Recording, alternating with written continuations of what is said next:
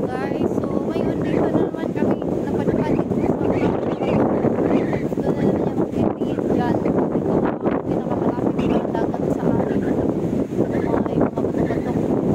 Tingnan natin kung saan na naman kasi Bitoy papunta kay ano naman.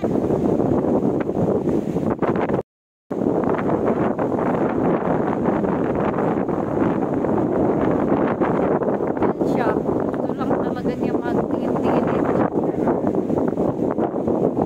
Takot yung aso sa kanya. May mga malaking bato dito. Ano na naman tong klaseng adventure na to? Pinasukan ni Bitoy. Damay man tayo dito, kakalakad-lakad dito.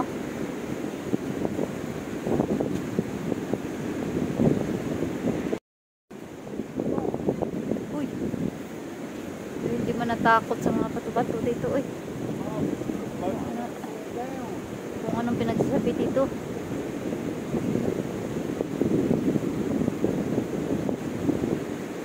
Let's go to that one bed. We'll try, there's a man in there. We'll try to see what he is looking for. Okay. Ah. Probably gold, I reckon. Oh. We'll have to do a shout.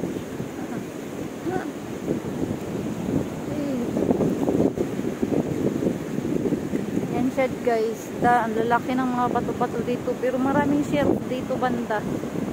Puntahan natin yung lalaki doon. Anong hinahanap.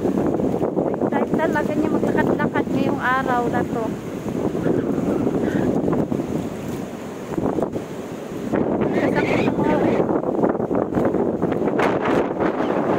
Sakit ng mga bato dito. Ano naman pinulot dito? May magkuha kaya tayo nito? Sobrang lakas man ang hangin. Ay, alon. Ano naman kayo makuha nito? Ano bang alam nito dito sa dagat?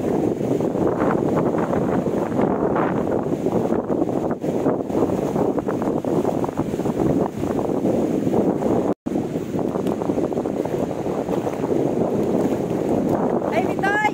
Hello. Dito kami na padpad guys. Ano bang hanap namin dito?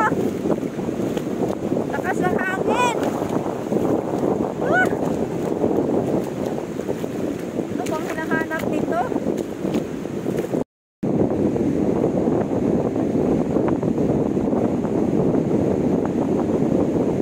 Nanginhas.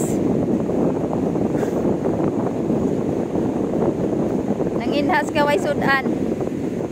Hanap ng shells kaya walang ulam.